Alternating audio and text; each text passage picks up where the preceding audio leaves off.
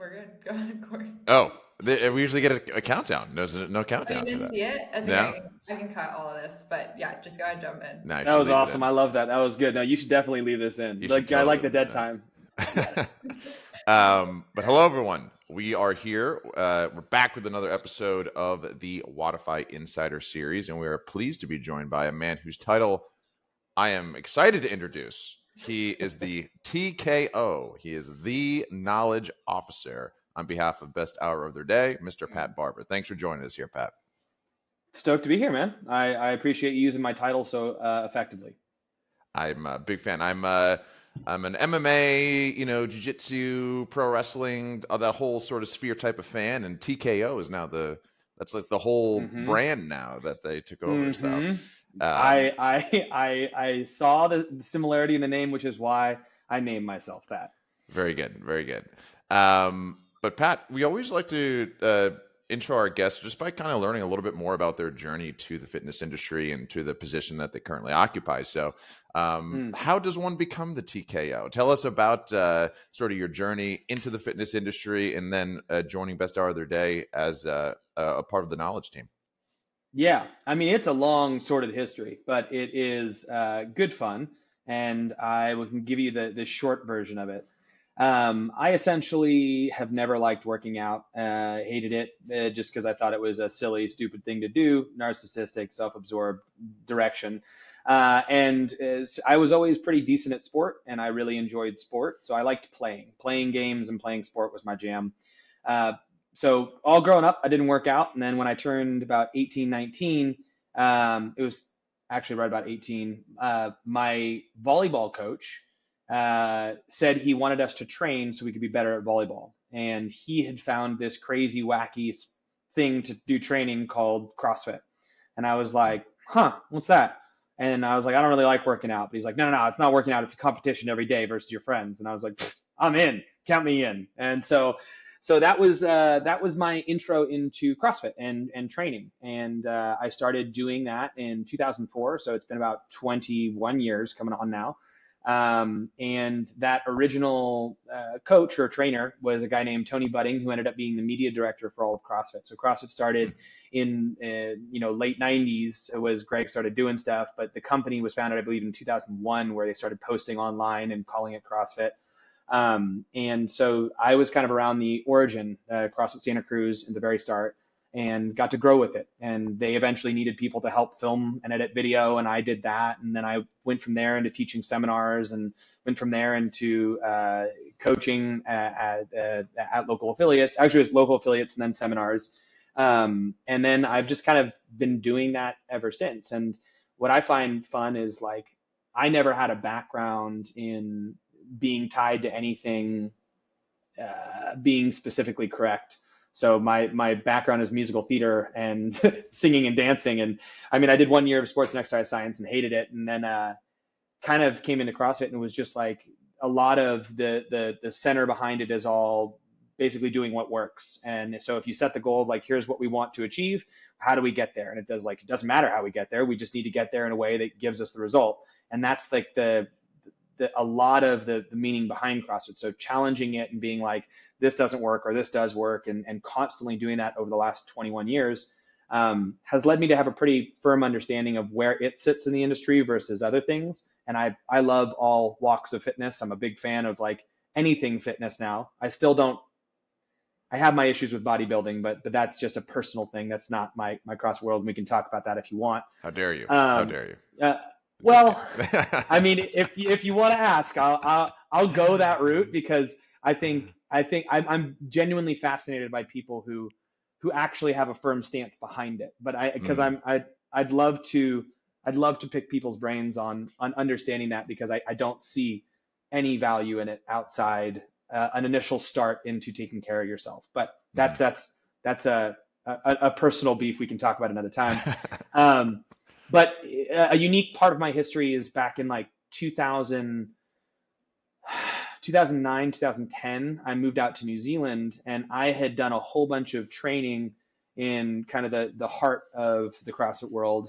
And then when I went out there, they didn't have as much access to the type of coaching we were doing out here. They were great coaches, but they just had a different style. So I kind of immediately fell into a role of doing some coaching development. And I've been doing that for since 2009 up until now. So coaching coaches essentially, and that's a very unique and different experience of, you know, it's one thing to take an athlete and make them better, or to take a normal person and teach them how to move, but to get into the psychology of developing how people then do that for other people has been my world for a long time. And I've made more mistakes than you can imagine in trying to develop coaches, and now find myself as the knowledge officer. So I came on with Best Hour of Their Day about 2 years ago, 2.5 years ago, and I had a kind of a unique background of developing coaches and creating digital media and film and editing video, as well as starring in it and acting in it. And they wanted to release a product called The Knowledge, which was a video library of coaching development tools, as well as small group mentorship. And I kind of had the perfect skill set for them to be like, we want you to run this. And I was like, only if you call me TKO. And they were like, okay, fine. So that was how I found my way into here. And eventually, through years of doing all the stuff, am now at the Best Hour of the Day doing coaching development. Love it. Thank you for that, Pat. And it's so funny because we've done a couple of these episodes now, and I'd be remiss if I hadn't noticed that my foray into fitness was the exact opposite of everyone who we've been speaking with. Like you were saying, like, hey, fitness was something that enabled me to be better at my sport, which was your primary focus. I was the total opposite. Never really much actually enjoyed playing the sports, but I was super good in the weight room. So I was the off-season king and the in-season not the king, I suppose. So it's just funny to hear how everybody kind of had that differing journey. For sure. But Pat, there was one other thing I wanted to mention. It's just something that we actually talked about sort of offhandedly in an off-camera conversation, but I thought it was really interesting. I wanted to bring it up here as well. You recently had the opportunity to teach an L1 in a very unique setting. So if you don't mind, tell folks a little bit about that, because I think they're frankly just a fascinating opportunity. And I think a lot of people, might be interested in doing something similar themselves as a form of giving back. Yeah. So it was a daycare center to infants. No, it was no. I got to teach a level 1 at a state prison. So I went down to, it was the first one of these in California. They've done a few of them over the course of the around the country, but this was the first one in California. And for anyone listening who doesn't know exactly, L1 is the level 1, which is an introduction into understanding the methodology of CrossFit. It's called the core kernel. So it's the thing that basically gives you the ability to say, hey, this is CrossFit, this is not. And if I wanted to go open up a gym, I go open up a gym. It's the first credential in the process of becoming a level 1 coach, or a CrossFit coach.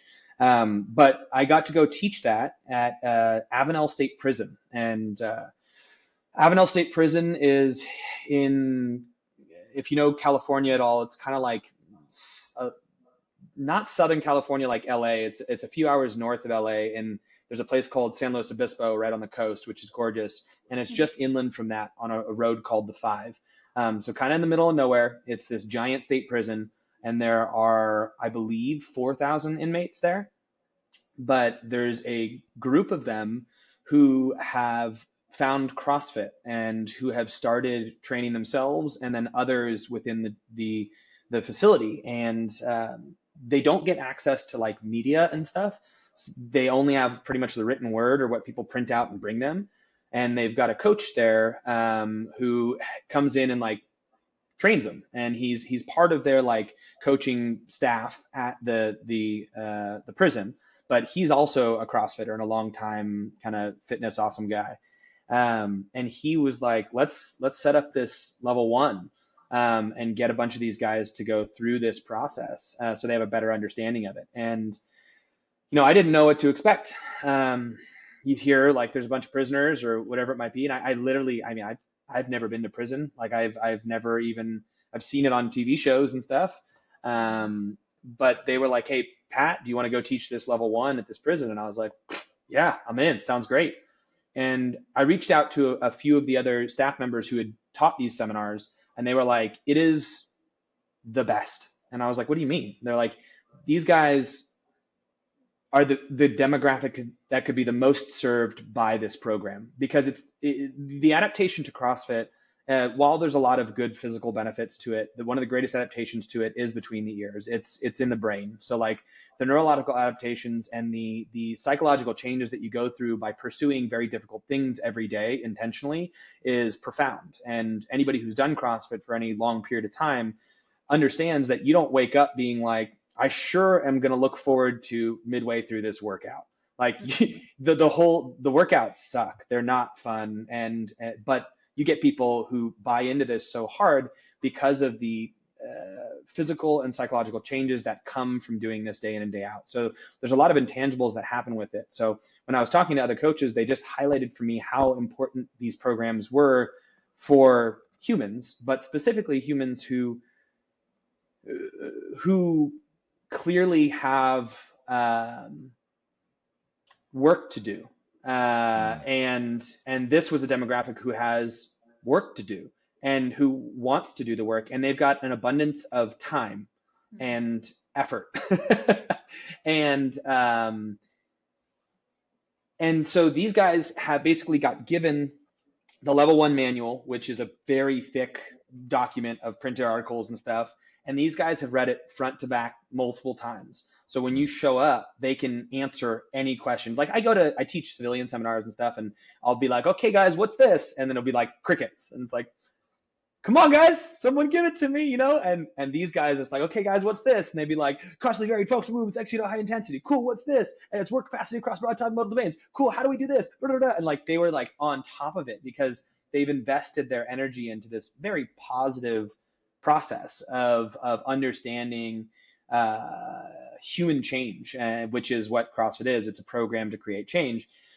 And it was a profoundly amazing experience for me. Like these guys, like I'd say 40% of them are in there for murder. They've been in there for 20 years. They have no access to outside information other than very little snippets of what's given to them. They don't have phones. They don't have media. It was a very unique and amazing experience, and the gratitude that they carried through it and how wrapped they were with it all. And, you know, the changes they had spoken about of their own psychology and pursuing these things, and the racial barriers that have been kind of like crossed and blended, and the gang barriers and things like that. It was really cool. And the way they perceived it as they have the opportunity to give back now. They've taken so much in their lives. Their lives have been about taking. That's why they find themselves where they are. And now they have this opportunity to give back to the people around them by training them in this methodology. And it's like, it was really, really cool. So that was what I got to do. And I'm very thankful for it. And I hope I get to do more.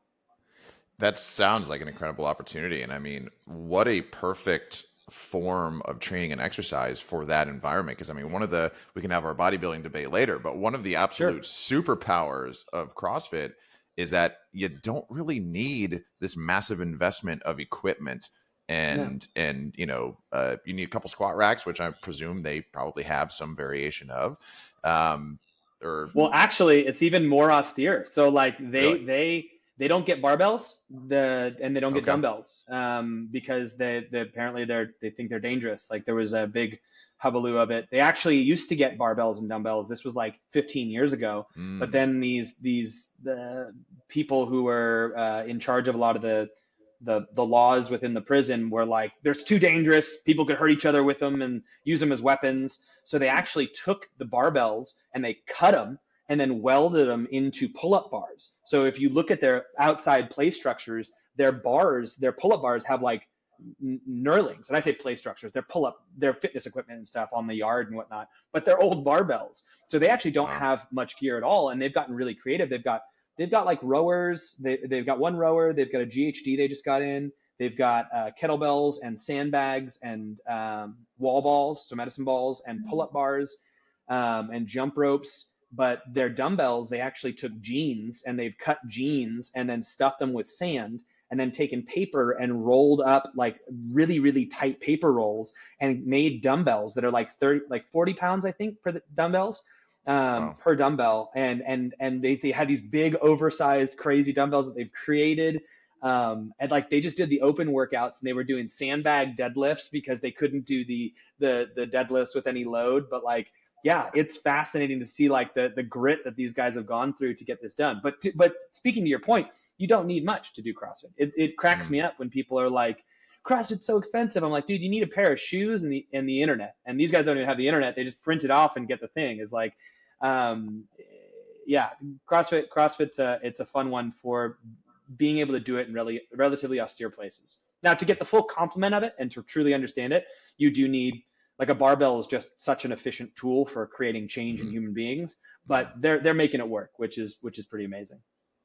Yeah, instead of a pair of shoes and I can't remember the second thing you said. They had a pair of jeans and Yeah. some pull-up bars. That's what They you had need some in order to jeans. complete CrossFit. That's all you need, baby. You're good to go.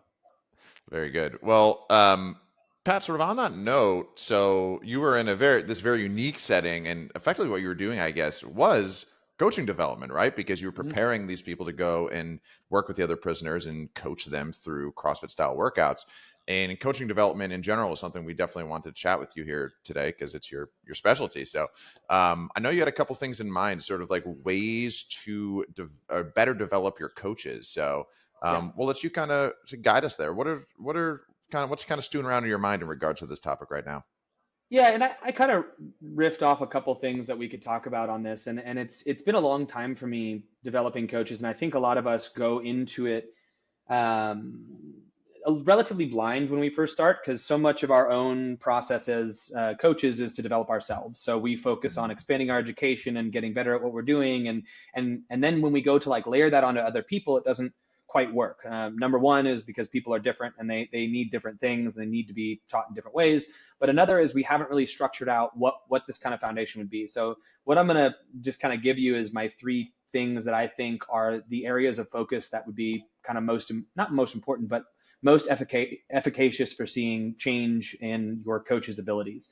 And so those three things are, one is basically having an avatar of what greatness looks like, and I'll dig into that in a second. Number two is kind of a hierarchy of focus of where to focus when developing in terms of our own education and our own ability. And then number three is how to have a feedback work. And the how I've kind of come to these conclusions is like I've done so much coaching development in my day and done so much dumb stuff and done such a poor job at developing people. But um, over all of it, one of the key foundations that I found was people do better if they know what better looks like and not are told what better is, but but actually can see it. So this goes to with athletes in a gym, this goes with parents and their kids, this goes with all kinds of stuff. Like you can teach and you can say, hey, this is how it goes, but if you see it done, you inherently want to kind of emulate that.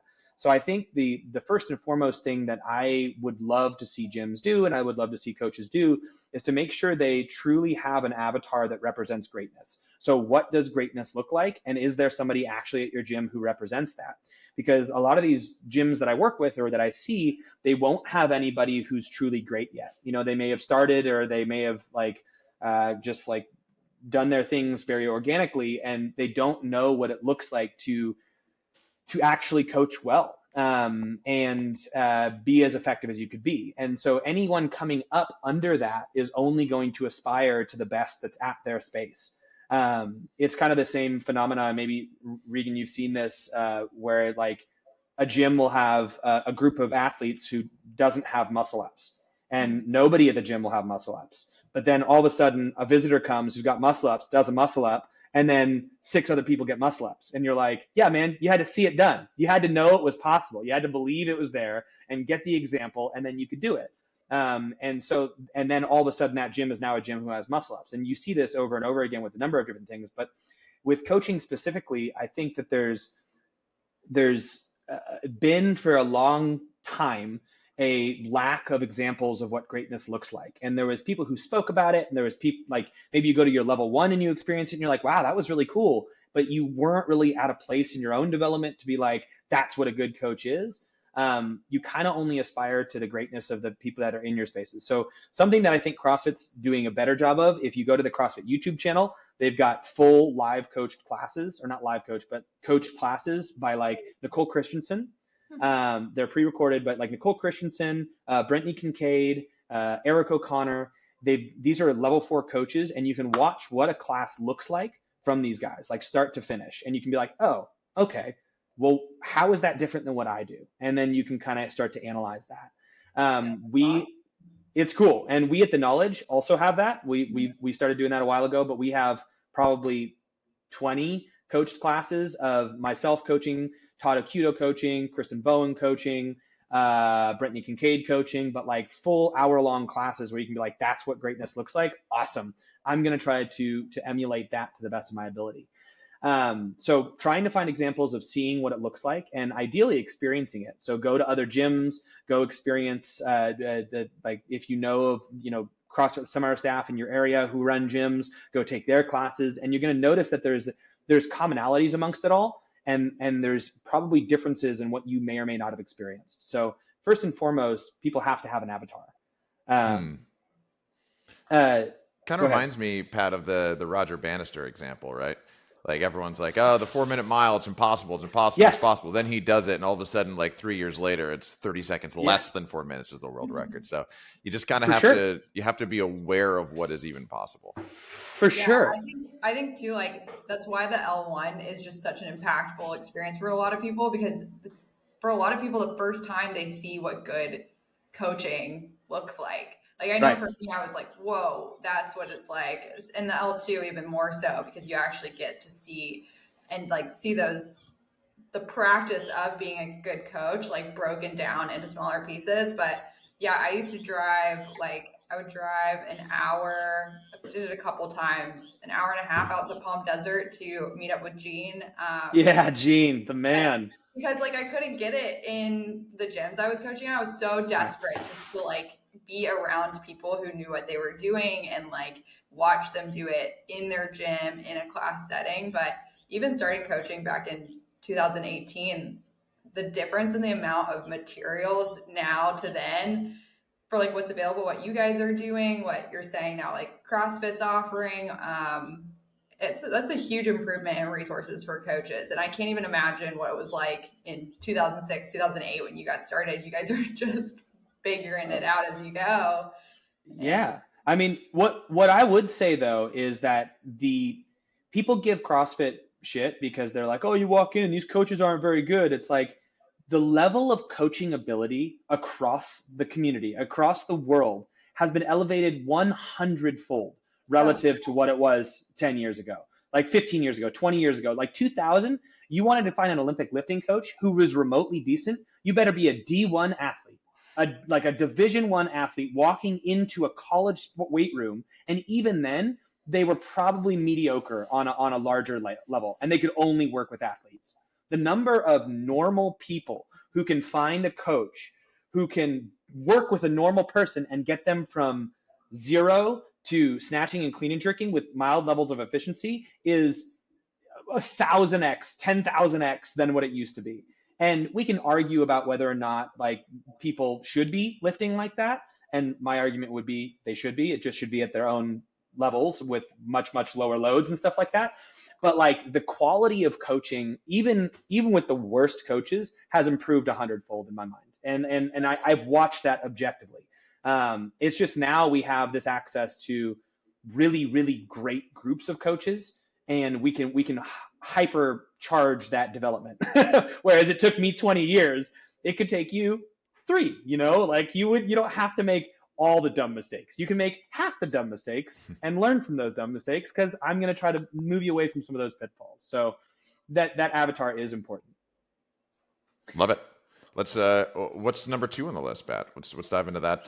Let's dive into that next. Let's do it. Before I move on to that, if you don't have an avatar, if you can't find that, what my suggestion would be is take the great parts about the coaches that you do know. So if you know that one of your coaches does XYZ particularly well, then use that as a development component for new coaches who come on board. So if you're like, hey, I want you to see how well Jim plans for the workout and how on time his lesson is and how he moves from point to point so efficiently. And then you highlight that and you're like, and then Frankie, I want you to see how Frankie manages the relationships with the members and how outgoing he is and how much he really caters things to each individual person. And then Jim, and then Phyllis, over here. That was a name I pulled out of nowhere. Watch how Phyllis is so good at seeing and correcting and can really change their movement and blah, blah, blah. So if you don't have one avatar that's all of them, try just take the best pieces of both and be intentional with how you're highlighting that for new coaches coming up. I actually love that. I love taking pieces of what everybody's doing well and highlighting it that way, because it's just going to make your team members more confident too and like what they excel at. And it's good, I think, but rather than being like, Pat's perfect and we all want to be like Pat, but like Corey and Reagan are also pretty good at these things. Like, I think that's a great way to bring your team into the concept. And we could do another thing on leadership at some point in time, but battling coaches against each other like that is probably not the greatest idea. Yeah. Where you're just like, this is garbage and these guys are great. Don't be like this garbage person who you're going to have to work with for the next little bit. Yeah, we can talk about leadership another time. But moving on from having an avatar, I think we have to talk about now, once we're starting to develop, where do we put our focus? And on a macro picture, the big things that we focus on in order are number 1, safety, number 2, fun, and then number 3, education. So as a coach, when we're looking to deliver this material to people, we have to first and foremost focus on keeping them safe. If people are not safe, this goes both emotionally and physiologically, they will break and they will not come back. And we cannot continue to change their lives. And your gym will get a bad reputation, and CrossFit will get a bad reputation, and you will be a disadvantage to all of us. So don't do that. So first and foremost, safety has to be our area of focus when we're looking to develop as a coach. And where we look to develop safety is in seeing and correcting movement fault. So movement fault is taking the points of performance, which are the things that you need to hit in any given movement, things like neutral spine, things like weight balance about the foot, things like knees tracking the toes, things like range of motion, and making sure we see those. And when we don't see those, we have to get those. And it sounds simple, but this is safety. And this is how you show care for your members, is you have to know what are my points of performance that I'm trying to hit? What does it look like when they're not there? And then how do I get them there? And that's the core of keeping people safe. And that is the very foundation of all the coaching that we do, is basically looking for fault and correcting fault. Now, I'm speaking about that very fatalistically of like, if you don't do this, they're going to die. But it's not true. Humans are very resilient, very flexible, and you can't make all the change in one session. But you need to make sure your eye is focused on the little details first.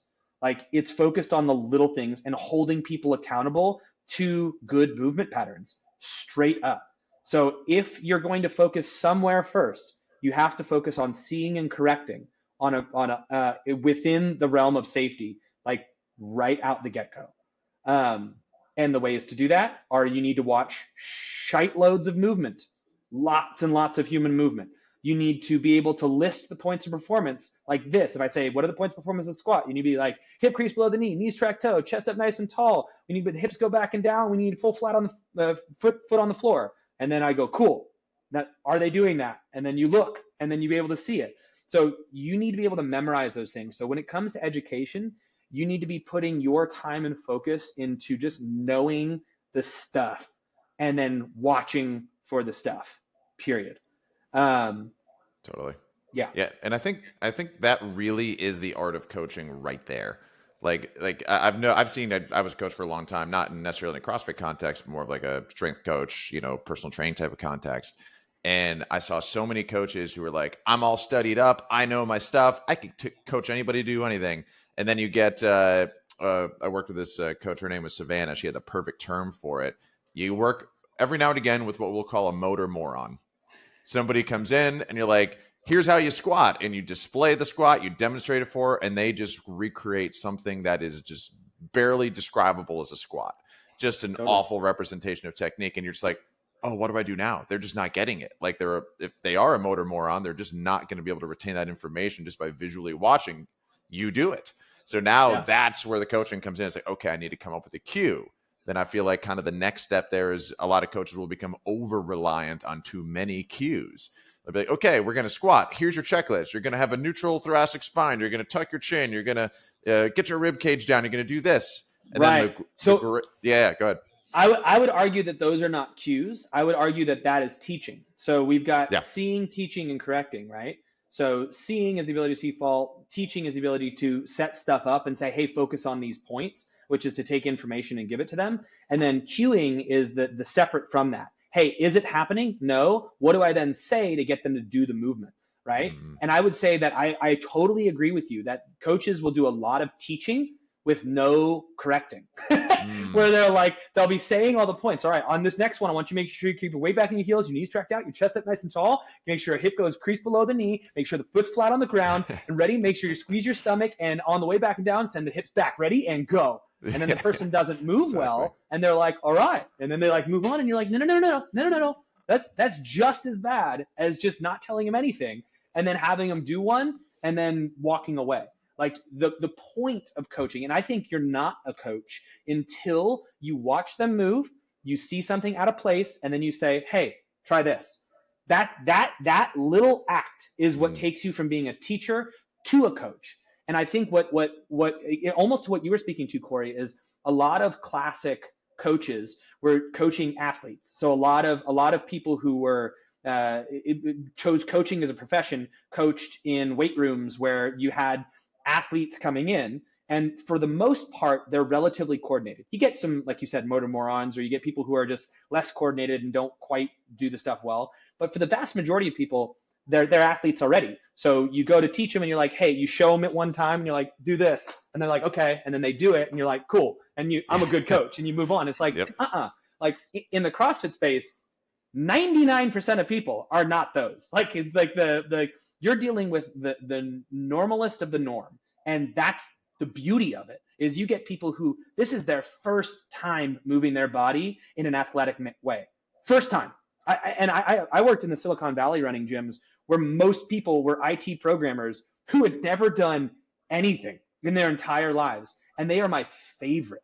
When you take a human being who's never had physical competency and you give them the ability to move well, and confidence in walking upstairs and starting to thrive on lifting weights, you profoundly impact the entire being of that person on a foundational level. And like that's the fun stuff. And so what your cueing and coaching should be doing is assuming that they're going to blow it at all times. So when you look to build yourself as a coach, you don't want to be the person who says, hey, this is what it looks like, do it. You want to be the person who's like, hey, here's a plan. I've got a plan from start to finish. So let's take the air squat, for instance. I'm going to teach the air squat. I'm not going to show you and then make you do it. I'm going to say, hey, first thing, put your feet directly where your heels are in line with your shoulders. And then you make them do it. And they go, okay. Now a little bit wider. Cool, right there. Now turn your toes, turn them out a little bit. All right, cool. You see it? Nope, a little bit in. All right, right there. Cool. So these are steps. Now they've got their stance. Be like, this is your stance. You can even draw little chalk lines on the ground. It's like, cool. Now, when we go down, I want you to think about pushing your butt back as you go down. Ready? You're just going to push your butt back. It looks like this. Ready? And you go.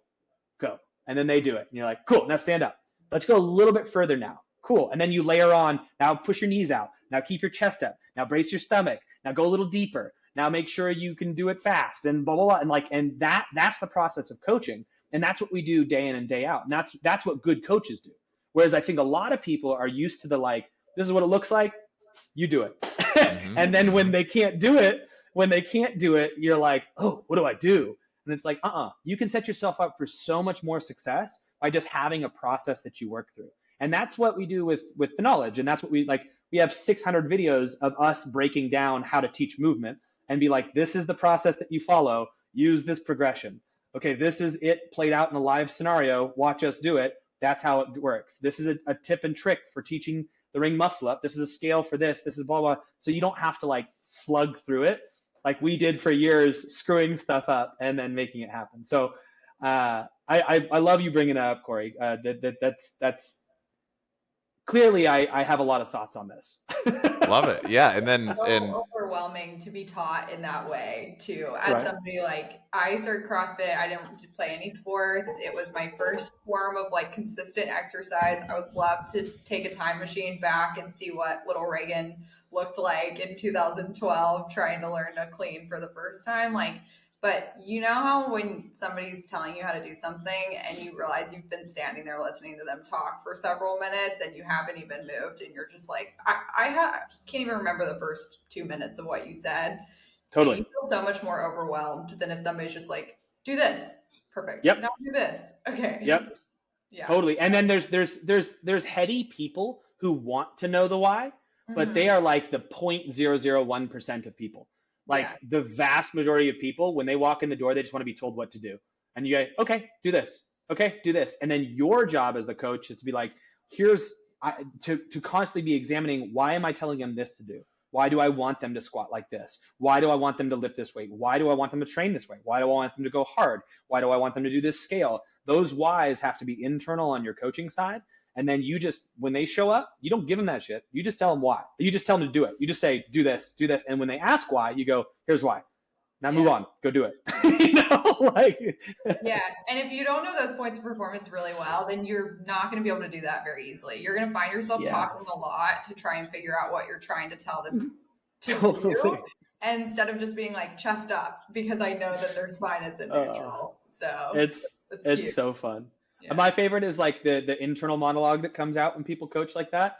They're like, they're just saying what they're seeing. They're like, so I'm noticing you're rounding out your back and you're not quite deep enough and your knees are caving. Can you try to not do all those things? And then it's like, rather than just being like, okay, lift your chest up, go a little deeper, push your knees out. So they're like vocalizing their internal monologue. And you see that a lot from coaches. And you see it a lot when I teach level 2s, people who've coached for a while, but haven't really dug into why they're doing what they're doing or what they're exactly doing. And that's been the fun of it for me, is to unpack over the years, is like, how can I limit the process of you flipping all these things and just have you be really simple and just tell people what to do all the time. And then you develop the why on your own. And then you get these Jedi level coaches who, after they go through that teaching process and they kind of have that checklist of things to be mindful of, they just have these perfect cues that just summarize it all into one concise piece of information. Oh, yeah. Like, in a way, it's different for different people. Like the cue that's like the silver bullet for me may not be the silver bullet for you. But as a former once good bench presser, I learned the cue of pushing my body away from the bar, not the bar away from my body. As long as I did that, everything else took care of itself, because I had gone through that checklist of items to be like, okay, no, I need to do this. That was all muscle memory at the point, but just in order to keep the machine together in a way that it needed to be in order to be as successful as possible, I just needed to follow that one singular cue. So that's like that's the wizard, the Jedi level of coaching stuff that hopefully we're all able to come across a couple of those people in our journey.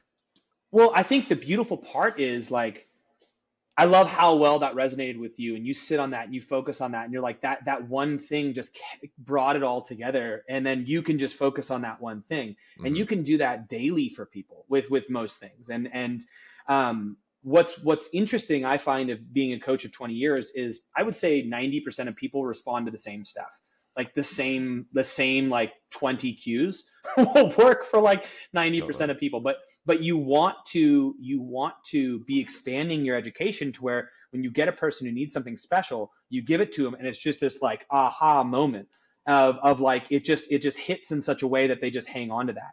Now, as a coach, what I would say is that a pitfall that people will do is they'll have something like you, Corey, where you had that experience of like, think about what was your cue? It was think about push my body away from the bar, not the bar away from my body. Not the bar away from body. Yep. And another one of those is like, think about pushing the earth away from you on a deadlift rather than lifting the bar up. Exactly. And that resonates really well with some people.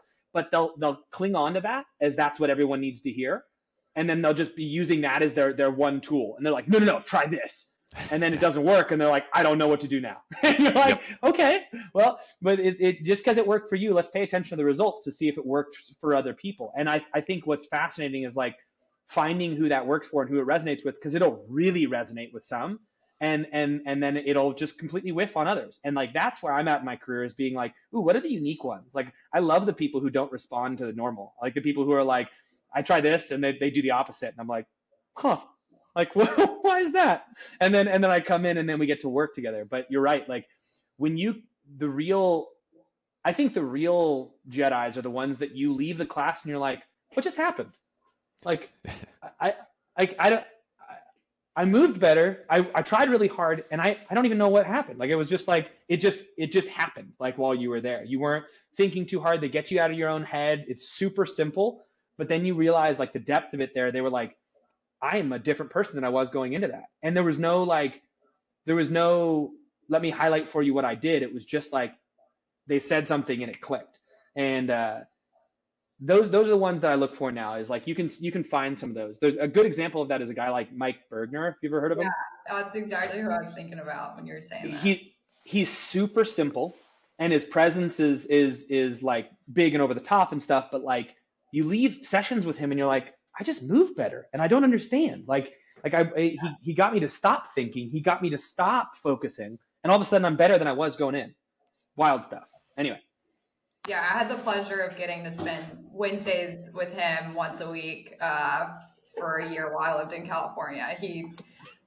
My Olympic lifting was never better than when I was doing that with him. And Right. after like 10 years of already doing CrossFit, it was like just Right. having somebody who was just like, do this. And you're like, okay. Instead Yeah. of, again, getting like a dissertation about how to place your feet correctly for a split. Right. Yeah. Right. This is how the Chinese weightlifters do it to increase the VO2. Blah, blah, blah, blah. Just like, Yeah. I don't leave care. me alone. Yeah. Just tell me what to do. Exactly. You also mentioned keeping people emotionally safe, and I've been thinking about it since you said it. Can you tell me a little bit more about what you mean by that? Yeah, I mean, kind of speaking to what Corey said earlier, he said that's really the art of coaching is getting into actually offering the feedback. I would actually argue that the art of coaching is getting people to want to do the things. And the art comes in navigating each individual's unique way they perceive language or learning or motivation, right? So not everyone can perceive things the same way, nor do they hear things or they whatever it might be. It's unique to them. And I think where a coach develops their art is in the empathy of it, in the understanding the human one-to-one connection of what makes their individual interaction with Jim different than their individual action with Sally, different than their individual action with such and such. And part of that comes with the emotional safety, like I was saying. If someone feels like they're going to be attacked by the cue that's coming at them. So like, I think some coaches treat people as problems instead of problems as problems. So they'll walk up and they'll give a cue that's like, go deeper. And it's like you're like, what the hell was that? Like they're not, it's not like they're going shallow in an effort to slight you, but they're speaking to you like you're the problem instead of like, ooh, you don't understand. Hey, a little bit lower, a little bit lower. Yes, that's the one. Got it. And that's emotional safety, so to speak. Now, I would argue that that's quite a spectrum. I think different people need different things. So some people are going to need a harder hand, and that's going to be safe for them. Mm-hmm. Like if you come to them and you're like, hey, I was just thinking I'd really like you to try going a little deeper on your next push-up. Can you go a little lower? They're going to just be like, screw you, dude, and like leave you alone. They need someone to come up and create a space where they're like, hey, get your chest to the ground. And they're like, whoa, okay, all right. And they get their chest to the ground and they go. But that level of force is necessary for certain individuals. And that's safe for them. That's a good place to be. And they will respond to that. Whereas you go right next to the person next to them and you're like literally doing that. You're doing super great. A little bit lower, a little bit lower. You got it. Yes, that's the one. And navigating that level of human interaction on the empathy side, I think that's the art of coaching. And that's what I was referencing with regards to safety. If someone feels unsafe, they're unlikely to A, come back, or B, give you everything that they have and really lay it out there for you. They lack the trust in the interaction that they're going to have, and they can't let their guard down and go. They have to be protected in some way or another. And that, again, I would argue this is beyond what most people should be focusing on in their coaching. They should be focusing on the practical application of just seeing and correcting. If you start thinking too much about people's emotions right away, you're kind of screwed. But once you nail that seeing and correcting, kind of in that macro level, I said safe and this is kind of goes to fun, like they have to be having fun. And people have different fun in different ways. And we really need to elevate that fun by connecting with them on a personal level and giving them exactly what they need and keeping them quote unquote safe. Yeah, I'm glad we talked about that. And I think too, it can vary for the person on any given day to like what they can Totally. handle.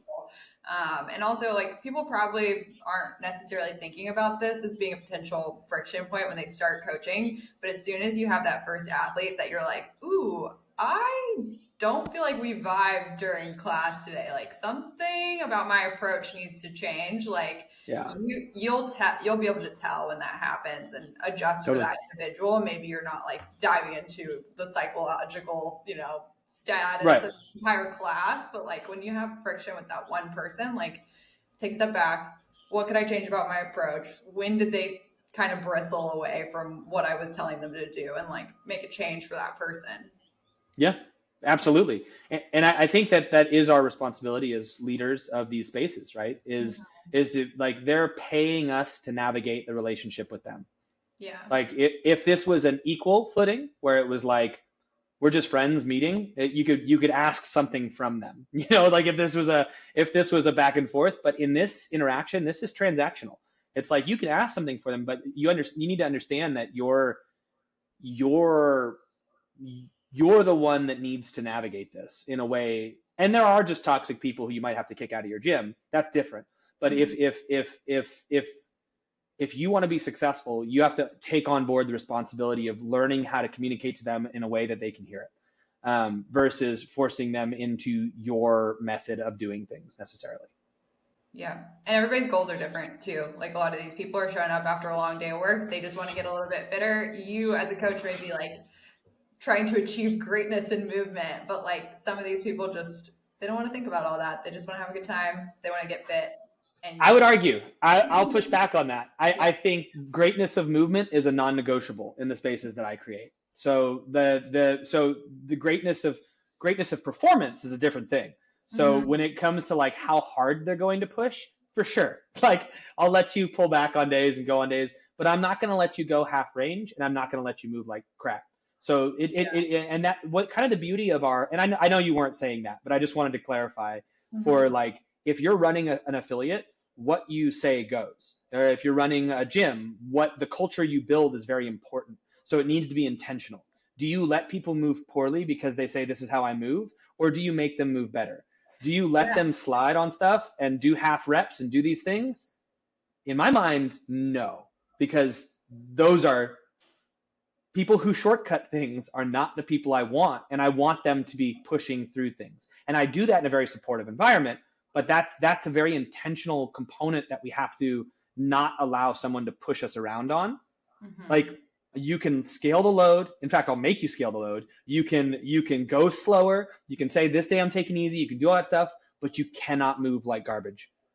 Like that. Yeah, I totally agree. I think my point was more tying it to their goals of why they're Totally. there, which is like you have to move well. You don't have to move the load Corey's moving, but like you have to move well. But like aligning it to why they're there, and also like I think holding a lot of the behind the scenes information kind of in your head. Like again, like the methodology behind the movement, they might not need all of that information. You can just tell them to squat a little lower and hold them to the standard. But like you don't have to provide such detailed information. And I think it's kind of like your job as a coach to tailor that back and forth. Totally. If it's squats we're working on, they could probably aim a little higher than the load I'm moving. Yeah. That's not going to be especially impressive. I don't know how much you guys have talked about on this, but Corey has had at one point in time a 405 bench press. Was that it? Yeah, that was right. In competition. Have you told everyone that? No, that's it. That's 405, guys. 405. Corey could bench 405. Now, if you want to off air, you can ask him how much he squatted in the same competition, but we'll leave that. But like 405 bench, that is impressive stuff. Good job, Corey. Thank you. We could tell the people. So in that very same competition, I only showed up. I was an awful squatter, just a dreadful squatter. I could have used your help, Pat. Where were you when I needed you? Where were you? I was like 12. But And I had no intentions of actually like competing in the 3 lift total. I really just showed up there because I thought I could set an American record in the bench. I did. That lasted for 5 minutes because the guy who went after me destroyed the record. I had no choice, no hope of ever beating him again. But in that very same competition, I squatted 135. Oh, beautiful. I love those numbers. Because that's an impressive difference. I think there's Yes. an award for like the distance between your squat and your bench that you should get. I like that. Now I could have done more. I think my max is a little more than 135, but honestly, not terribly much more without pain. It just was a dreadful movement for me. Again, I where know, were you? Pat. Well, I blame you. Pat's just dying to see a video of you doing an air squat in like your living room. He wants to evaluate why you have so much. I can definitely guess based off of the couple conversations that Corey is bound up a wee bit in his hips and ankles and back. It just, but that's all good, dude. It's all good. I guarantee you I'd worked with worse. So next time we have you on, Pat, we take that recording of Corey's squat and we're gonna coach it. Break down. We're gonna break it down. We were just discussing. Yeah. I can get you I some think squat footage. Corey would be actually a genuinely interesting person because Corey has a previous history of competition, right? So he knows how to push. He knows what it means to be good at these things. But he has a physiological and a psychological limitation around the act of squatting. It's something he's already expressed committing to not doing. He's like, I just don't do it anymore because it's not worth it. That being said, the human beings need to pass through a full range of motion in order to be physically capable for much of their life. So I think as a coach, my thing with Corey would be to like work on what can we do within the realms of not hurting you that you can eventually work your way towards being more capable here so that you just have a higher quality of life for longer. And that goes, but it would be a unique scenario because he knows how to push. So if we got him to want to push, he might go too far. So you'd probably have to hold him back and be like, hey man, it's not about that. Like we're going to keep you pushing on the stuff that you can push on, like push-ups and presses and all that kind of fun stuff and even pulls on a dead. But if we're going to go and squat, we need to pull it way back. And that's going to be, you can blame me for not progressing there and we'll stay way further back. So that'd be an interesting interaction and be quite fun. But that's what the beauty of you get to do in an affiliate is like you get to meet someone, you get to hear their story, you get to hear, like Corey would probably mention that the first time he walked in and it would say, hey, I just don't squat because of this, this, and this. And I'd immediately be like, red flag, human beings need to squat, which I did when we talked earlier. And then I'd be like, well, what can I do to get him to see the necessity of this, but not hurt himself? Because he needs to want to do it because I can't make him do anything. But I also need to keep him safe while also having fun, while also doing all this other stuff. So he'd be a fun one, but it'd be a different interaction. Correct me if I'm wrong in any of this, Corey. No, you're very, very correct. And it's funny too, because this goes into the idea of what makes coaching, like what makes it an art form, right? Because like you have someone like me who was very genetically prone to certain exercise, being good at certain things, but really prone to being bad at others. And that was sort of my coaching hurdle I had to overcome because, I walked into a gym the first time, I don't say this to be braggadocious, but like when I was 14 years old, I walked to the gym and I benched 225. Like I never benched less than that. Like I never had to do the bar. Like I was just corn-fed farm kid, I guess. I just had that going for me. But squats, like the first time I did it, I did the bar. I was like, that hurt. That felt terrible. So, being really good at something and then really absolutely disastrously bad at another, like that's a really interesting conundrum because as you can imagine, I just went to the gym and did the shit I was good at and really avoided the stuff I was very bad at. So, that's only kind of worsened the dichotomy or the disparity between those two movements as time has gone on. But that's been the fascinating thing for me with CrossFit versus a lot of other methodologies is like, we want you to lean into your weaknesses. Like part of it is being like, we stand so much to gain by pursuing headlong the chinks in our armor than by continuing to focus on our strengths. Like we want to elaborate your strength. But we also really want you to be like, I'm bad at this. I don't want to be bad at it anymore. How do I get good at it? And that's part of that psychological adaptation, right? Of like, okay, what do I need to do in order to get better at it? Damn it, I got to do it, And like the beauty of a varied program is like, especially one that you're not in control of, is that you have to face these things. And so some days, and Reagan can speak to this, you walk into the gym and you're like, yes, today is XYZ. And then other days you walk in and you're like, ah, damn it, like this is gonna be so bad, like, but you just keep showing up, and a lot of it with the coaching stuff is creating an environment people just want to keep showing up to, and over time they just end up a better human, and that's the point. And I see we're running low on time, so I'll go to my last little piece. Last little piece is just on feedback. Less is more. When it comes to improving, you want to think about less.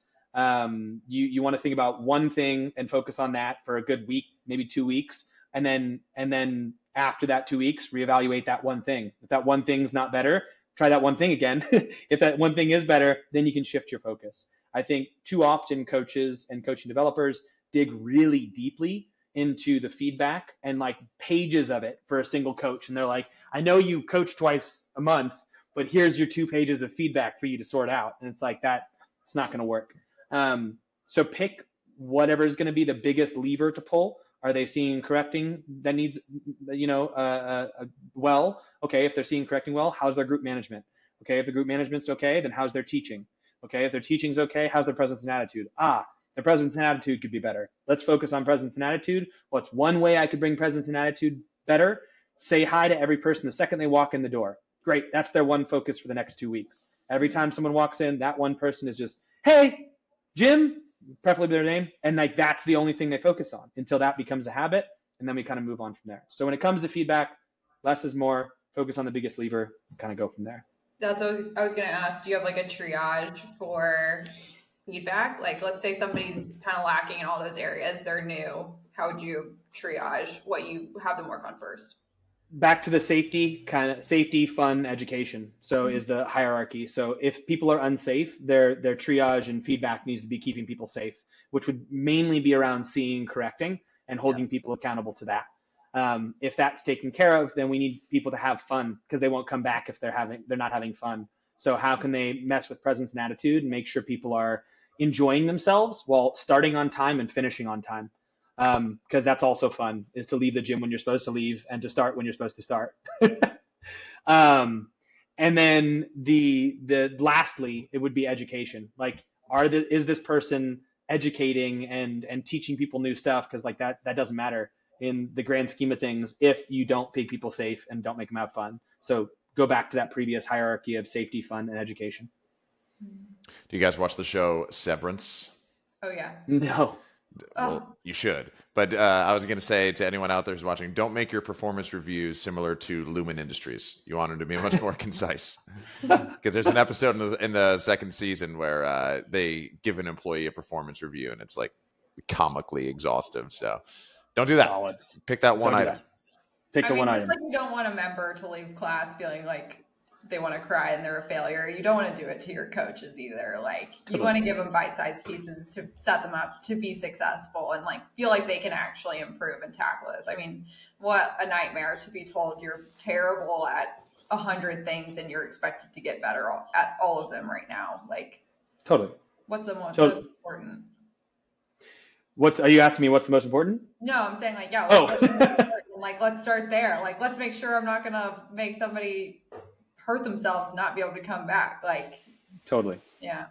I love and that. Then I think the way that continued feedback should be happening is watching other coaches who are really good. That's that avatar, back to that example, is like they should be seeing a good example often so that the way they inherently try to emulate that. And then the actual feedback portion is much more focused and minimal. And then what about for the people, like, I think you dropped this advice and I said I kind of did the same thing, but like, that's kind of like what you guys are offering, which is the tools for people to improve, even if they are in an environment that's not like exactly what they would want, where everybody's trying to get better. Like, I can go to the knowledge, right? And get. Yes, absolutely. You should come sign up for the knowledge. That's why we created it. We just created it for CrossFit coaches who wanted to get better and who wanted to be really good at this stuff. And there's 2 different levels of it, with the passive learning, which is just around watching videos and people do it well, and just kind of learning and educating yourself via your own path with the 600 videos are there. Or you can do like more of the hands-on small group mentorship in the Knowledge Pro, which is like $100 a month and awesome. And we've got like a bunch of coaches in there who are just trying to be better. And we run through a curriculum and we do feedback and we do the whole thing and we just get your stuff straight. So it's about as worth it as it gets, if you ask me. And it's the only reason we created it. And I that's how you do it. Come in. We'll help you. So awesome. We'll put links in the video description just to give everybody easy access to learning more. Corey, was there anything else you wanted to add or touch on? No, just thank you, Pat. Thank you to the TKO for joining us. Oh, there we go. This was a first round TKO of a show, man. I appreciate your time. Thanks for being here, Pat. Yeah, thank you for having me. Thanks, Pat.